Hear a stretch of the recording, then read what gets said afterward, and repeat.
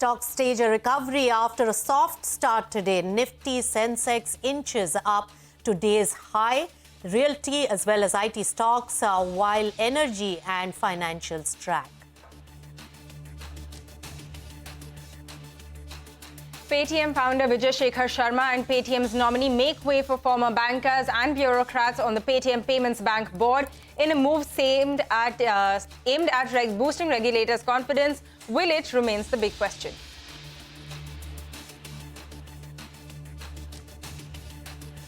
DLF's managing director Ashok Tyagi tells CNBC TV18 that residential demand remains very strong and they have a 30,000 crore rupees launch pipeline for FY25. He's also upbeat on pricing and the outlook for commercial real estate.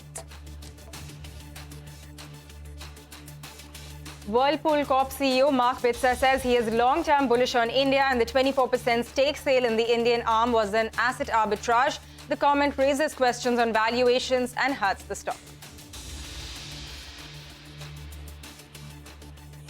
JP Morgan Chase's chair and CEO Jamie Dimon says that he is an optimist on AI and sees several use applications, including in healthcare. AI isn't hype, but real, is what he quips.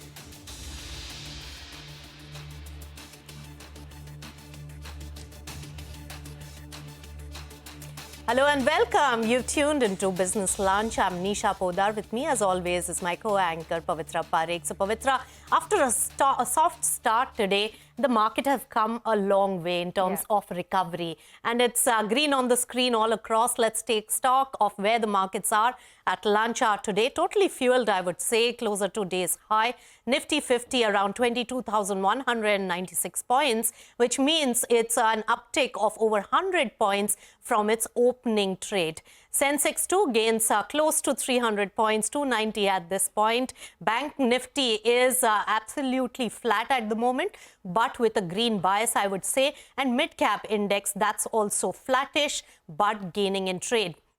So when we really look at the advanced decline picture of the market, well, it's more tilted towards the declines, but by a very small margin. And there you can see it's a very, very small difference between advancing as well as declining stocks. So let's see how the second half really looks like. But in terms of stocks, well, Hero MotoCorp, UPL, Adani group of stocks on Nifty 50 are some of the big draggers in terms of percentage today. Of course, banking sector and Bank Nifty is a big drag on the overall market, I would say. And on the other side, TCS continues the gain. Remember, yesterday also IT sector was shining. Tata Motors, HDFC Life, Power Grid, HCL Tech are some of the ones on the gaining side, Pavitra. It's a bit of a reversal from what we saw yesterday, right? So the IT pack is doing well. You have real estate also, which is doing well. But all in all, you know, like Nisha was pointing out, there's been a big over 100 point, around 110 point recovery from the lows. Mid and small cap index also at the high point of the day. The small cap index is actually doing quite well. It's up 0.6%. So don't lose sight of, you know, what's going on in the broader markets. What's not doing so well, in addition to some of the stocks that we mentioned, you have the Adani Ports and Adani End stocks, which are under pressure. Yesterday, they saw quite a good move. Today, you're seeing some pullback there. HPCL, BPCL, IOC giving back some of the gains that they've made already. And the IT pack we already mentioned. There are also some of the smaller pockets which are doing very well. For example, some of the real estate stocks are seeing a good move higher. Names like Sobha, like DLF doing well.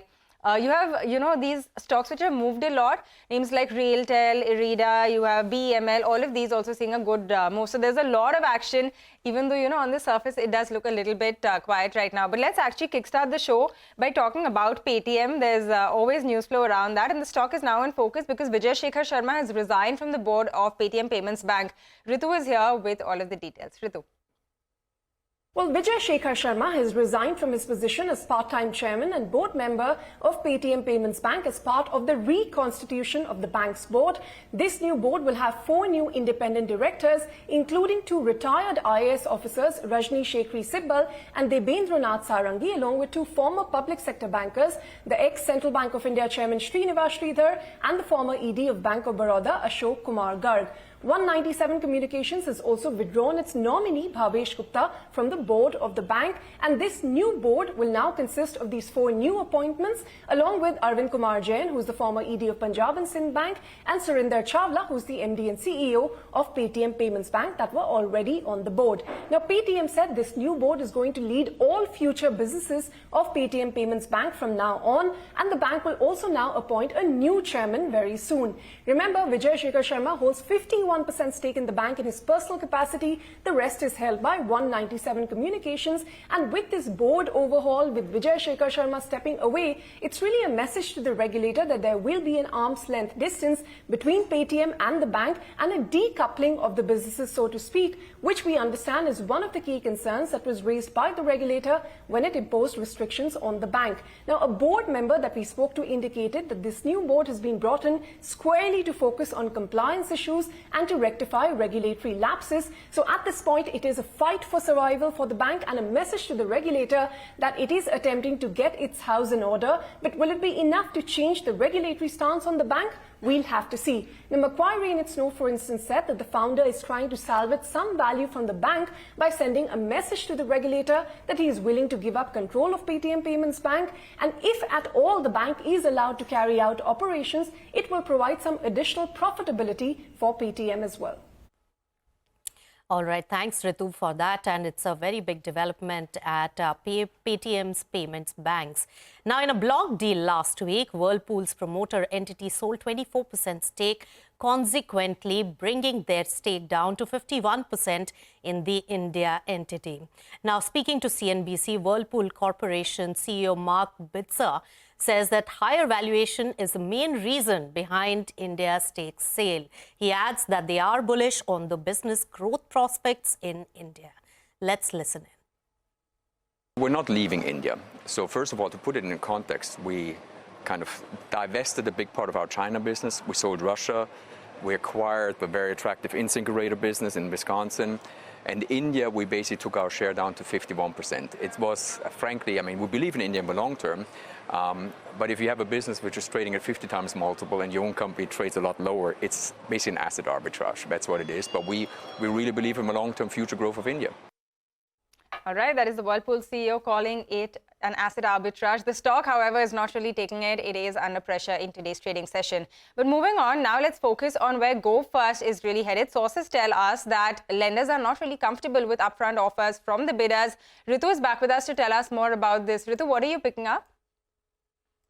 Well, this is not good news for the lenders of Go First, because from what we've been able to gather, there is little that the bidders have offered upfront, with the proposed payments heavily contingent on future settlements from a lawsuit filed by Go First against Pratt and Whitney. Now, we've been given to understand that neither bidder, that is the Ajay Singh Nishan Pitti Consortium and Sky One, has offered any significant upfront payment to even fully cover the airline's insolvency resolution or CIRP cost, leaving nothing on the table for financial creditors as upfront payment. The CIRP cost, we understand, is estimated at about 600 crore rupees, and as per the waterfall mechanism for recovery of dues under IBC, these are to be repaid first, then followed by financial creditors, and then others like operational creditors and so on. Now, sources indicate that the Ajay Singh Consortium has only offered 290 crore rupees as upfront payment. Apart from this, the consortium has also offered to settle the dues of financial creditors in full, but from the proceeds that they receive from the arbitration proceedings against Pratt & Whitney in future. Now, the airline's former CEO had claimed last year that the airline, Go First expects $1.1 billion in compensation from Pratt & Whitney, but it is unclear when the case will be settled and how much Go First will even receive in damages, leaving recovery uncertain for lenders. Similarly, we understand the other bidder, Sky One, has only offered 410 crores as upfront payment and another 25% from any settlement received from the Pratt & Whitney case to financial creditors in the future.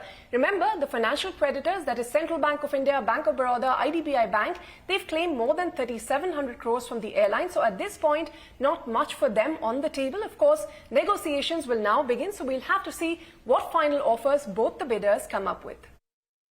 All right, in terms of recovery, Ritu, stay on, because there's another news development today that Reliance Cap is in focus. The NCLT has approved the Indices International Holdings resolution plan to acquire Reliance Cap. And Ritu tells us more about this full recovery as well as resolution. Ritu. That's right. The Mumbai bench of the National Company Law Tribunal has today approved IIHL's resolution plan to acquire Reliance Capital under the Insolvency and Bankruptcy Code.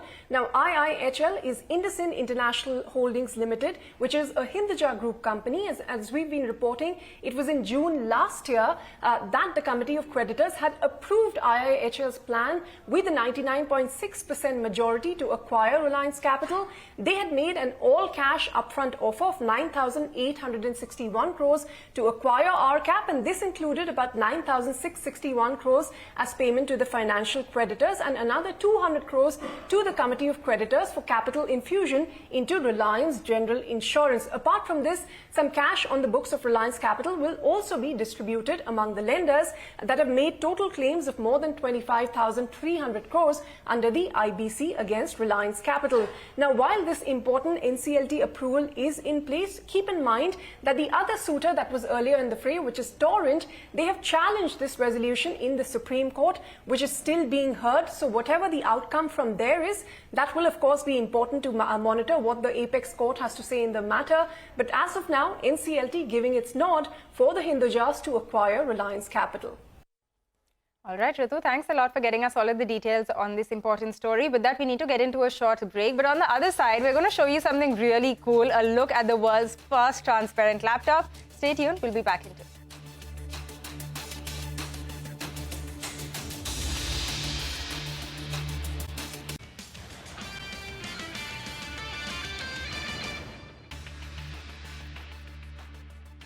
Hey guys, welcome back. You're still tuned into Business Lunch. Now, just days ahead of the announcement of poll dates for Lok Sabha elections, there is now a strong possibility that top union ministers from the upper house may be asked to enter the electoral ballot. Union Minister for Parliamentary Affairs Prahlad Joshi has given a hint on the key cabinet members who will be fighting for the Lok Sabha seat. So let's go across to Parikshit for more on this. Parikshit, what do we have so far? Well, yes, there had been a lot of speculation over the last 6 to 7 months about how the Prime Minister and the BJP is very keen that sitting ministers who are in the Rajya Sabha be asked to contest the Lok Sabha elections. One big reason for that is that the government wants to leverage their experience in governance and administration. So what we're now hearing, and in fact, Prahlad Joshi, the Minister for Coal and Mining and Parliamentary Affairs, in fact, gave it away in Karnataka some time back. He said that both Nirmala Sitharaman and Subramaniam Jaishankar are likely to contest the Lok Sabha elections, and this is more or less decided. Now, whether this happens from Karnataka or some other state is yet to be decided. Nirmala Sitharaman, the finance minister, we know, is a Rajya Sabha MP from Karnataka. Subramaniam Jaishankar, the external affairs minister, someone who had been a foreign secretary in India, is a Rajya Sabha MP from Gujarat. He too could contest from Karnataka once the seats are decided. Both these leaders are very experienced. Trusted foreign affairs hand is what the Prime Minister and the government sees in Jaishankar. When it comes to the finance minister, she has been the face of all the economic reforms, the budgets, the handling of the financial sector of the government. Piyush Goyal is another name being considered for the Lok Sabha elections, and we're hearing that he could be contesting the election as well. In fact, sometime back, the WTO DG, in fact, said that the reason why his presence at the WTO ministerial in Dubai is delayed is because he is preparing to contest the Lok Sabha elections. We're also hearing about the likes of Jyotiraditya Scindia, Bhupendra Yadav, Mansukh Mandavia. All these leaders could be asked to contest the Lok Sabha elections as well, and the announcement could come in as early as in the next 2 to 3 weeks. All right, Parikshit, thanks so much for getting us all those details. It gives a flavor of how we are entering into the election season now, and only a few months away, and all those political developments and news coming in. Now, moving on, Prime Minister Narendra Modi has announced the names of the 4 astronauts that will fly to low Earth orbit as part of ISRO's Gaganyaan mission. which will be the first crewed Indian space mission. Now, the Prime Minister made the announcement while visiting the Vikram Sarabhai Space Centre in Thiruvananthapuram in Kerala. Now, the Prime Minister also met the 4 chosen astronauts who are set to make history, and they are all either wing commanders or group captains in the Indian Air Force and have been undergoing training at the Space Agency's astronaut training facility in Bengaluru. Now, remember, the Gaganyaan mission is India's first human space flight program, for which extensive preparations are underway at various ISRO centers. So good luck to the team from CNBC TV18. Oh, absolutely. So that is the latest on ISRO's Gaganyaan mission. But with that, let's also move on and bring you an interesting look into some cutting-edge technology all the way from the Mobile World Congress in Barcelona. Lenovo has launched the world's first laptop with a transparent display at the event. The ThinkBook has a 17.3-inch micro-LED display with an AI object recognition to identify objects placed behind the laptop. The display can also turn opaque with its full brightness on. In fact, my colleague Rima, who is at the event, spoke to the executive director, who is also the creator of this laptop, and asked him more about it. So take a look at that. Because it's really a challenging and a leading technology, so we have spent more than 2 years to from just the idea or some pieces of technology, combine them together and put it in the system as a concept of laptop. We already spent more than 2 years, but I think in the coming several years, we will keep working on it and keep investing on this leading technology to make sure that it can be better enough. For example, can be thinner, can be less power consumption, can be solid, durable enough. Then when you use it, you cannot destroy it easily, right? Currently, it's very fragile, so I think it only can be a concept. All right, very exciting innovation there in Barcelona, Spain. Moving on, Reliance Foundation has unveiled Vantara, which is touted to be world's largest zoo and India's first of its kind animal rescue and rehabilitation center at the conglomerate's Jamnagar complex. Now, Vantara translates to Star of the Forest. Reliance Industries Director Anant Ambani is spearheading this ambitious project with a vision to make it instrumental in global conservation efforts. And speaking to CNBC Awaz Anuj Singhal, Anant Ambani spoke more about Vantara and his passion project and what he's doing there. Listen in. हमने ये पूरा एक सेवालय बनाया है। यहाँ खाली जानवरों की सेवा होती है, हाथियों, अलग अलग प्रजाति के जानवर की सेवा, रेस्क्यू सेंटर बनाया है और हाथी का एक कैंप, हाथी रेस्क्यू सेंटर बनाया है। यहाँ हमारे पास लगभग 200 से ज़्यादा हाथी हमने रेस्क्यू करके लाए हैं और जानवरों में हमने लगभग 20 से 25 हज़ार जानवर रेस्क्यू किए हैं। यहाँ 100 से अधिक अलग अलग प्रजाति के जानवर हमने लाए हैं। दुर्लभ प्रजातियों का भी हम संरक्षण करते हैं। देखिए, मैं एक चीज़ कहूँगा, भले ही आप इसको नहीं मानते हो, आप पूरे पैशन से कर रहे हो, लेकिन ये तो इस समय इस दुनिया में जहाँ कार्बन क्रेडिट्स और ज़ीरो कार्बन का इतना चल रहा है, ये तो आपके लिए एक आगे जाके बहुत बड़ा बिजनेस साइड ऑफ व्यू से भी बहुत आपके लिए कार्बन क्रेडिट में एक लॉटरी बन सकती है। ये तो हम खाली जैसा आपको कहा सेवालय है, यहाँ में बिजनेस का नहीं सोचना, आप तो बिजनेस चैनल से है, बट ये सेवालय का मौका बहुत कम लोगों को मिलता है। भगवान ने हमें चुना और माताजी और पिताजी का आशीर्वाद रहा, इसीलिए हम ये सब कार्य कर रहे हैं। इसमें कोई बिजनेस एंगल नहीं लाना है, ना तो हम इसे, बल्कि फाउंडेशन जरूर मदद करता है, फाउंडेशन के बिना कुछ नहीं होगा। ये ट्रस्ट है, हमारे ट्रस्टीज है और इसमें बट हमें कोई बिजनेस के साथ जोड़ना नहीं, ना तो इसे हम मनोरंजन के लिए इसका इस्तेमाल करेंगे, ना इसे हमेशा हम एक नॉन प्रॉफिट ऑर्गेनाइजेशन, कोई मुनाफा के लिए नहीं, खाली जानवर का सेवा के लिए रखेंगे। All right, that is Anand Ambani talking about his passion project, this Animal Rescue and Rehabilitation Center. We do need to get into a short break, but on the other side, we're going to focus on all of the tensions in West Asia and bring you the latest. Stay tuned. Welcome back. You're watching Business Lunch, and market is regaining its momentum at the current moment. But let's get some international updates, the important ones, and let's get an update on the West Asia conflict. Amid growing concerns of Israel's assault on Rafah, well, the US President Joe Biden says that he is hopeful of having a ceasefire by next weekend. Now, the truce deal is also likely to include the release of hostages. Dan Murphy of CNBC is joining in now with all the latest updates. US President Joe Biden has said he is hoping for a ceasefire in just a matter of days as Israel and Hamas discuss the deal in Qatar, which also aims to secure the release of hostages. The Qatari Prime Minister met Hamas's leader here in Doha, while Israel's Prime Minister says his country is ready for a ceasefire, but asks that Hamas drop demands that he calls from another planet. President Joe Biden expressing optimism on a deal before Israel's deadline for a Ramadan offensive in Rafah. I hope by the beginning of the weekend. The end of the weekend. At least my national security advisor tells me that we're close. We're close. It's not done yet. And my hope is by next Monday we'll have a ceasefire. Meanwhile, the Palestinian Prime Minister submitted his resignation on Monday following Israel's war on Gaza. This was a long-anticipated move that could set the stage for a new government to reconstruct Gaza. There was pressure from the United States for President Mahmoud Abbas to shake up the Palestinian Authority as international efforts intensify to stop the fighting and to work on a post-war plan for the enclave. Shataya will continue in a caretaker capacity until a new government is appointed. A successor has not been announced yet, but Abbas is expected to name Mohammed Mustafa, a former World Bank official who has previously done work in rebuilding Gaza post-war in 2014, to the top job.